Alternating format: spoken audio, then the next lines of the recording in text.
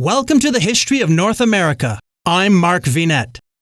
As we move towards the founding of Montreal and prepare a deep dive into the golden age of New France, let us first wrap up the fascinating life, times, deeds, and exploits of Samuel de Champlain, better known in English as Champlain, the father of New France. In 1608, he founded France's first permanent Canadian colony, which he named Quebec, an indigenous word meaning where the river narrows. This strategic location was at the foot of a great rocky cape on the north shore, which formed a natural fortress barring the way upstream to the interior.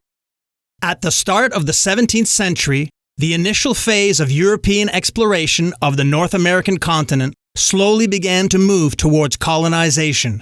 This early, fledgling colonial movement was in need of strong, talented, and determined leaders. Let's catch up and rejoin French soldier, navigator, geographer, explorer, and adventurer Samuel de Champlain and the fledgling North American colony of New France. The early years of the Quebec colony were hard, and the population grew slowly.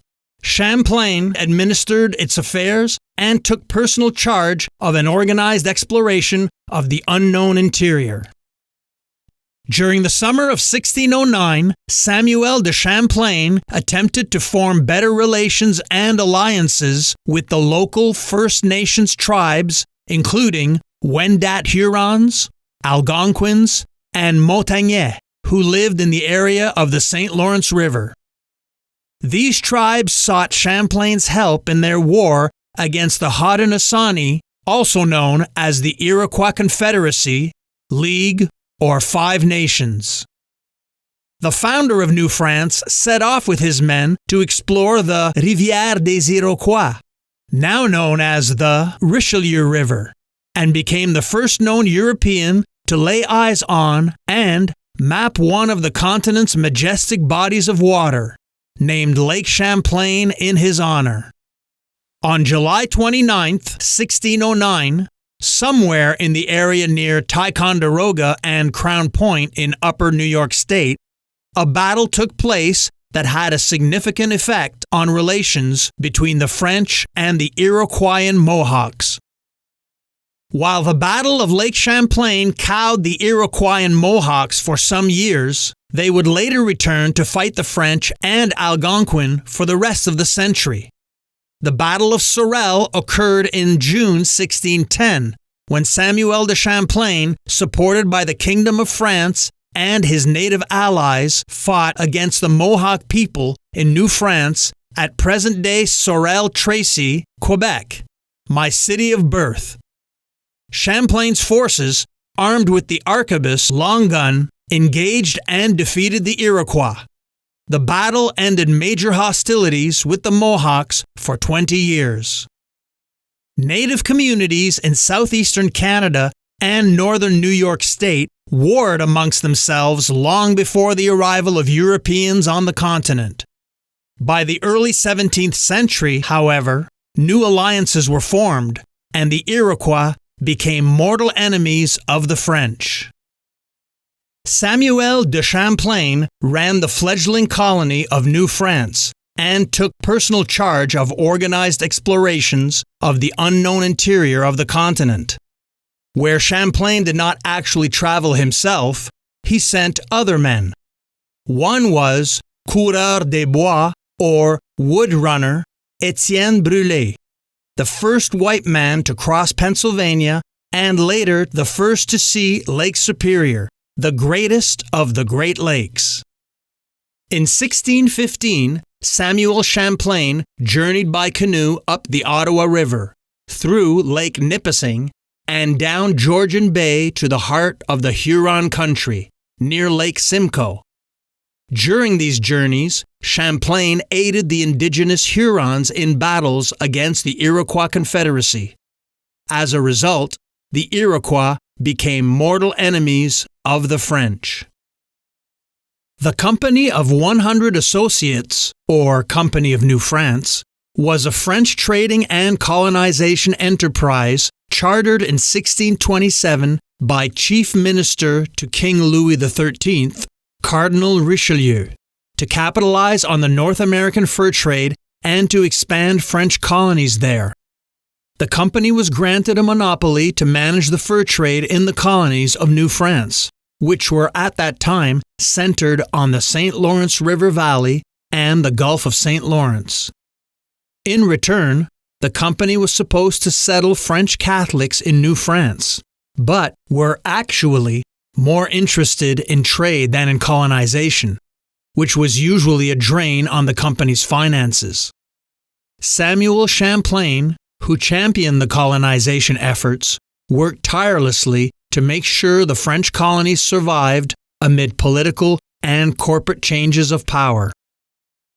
An English fleet left Britain in 1628 for the St. Lawrence River, led by the adventurer privateer Kirke brothers.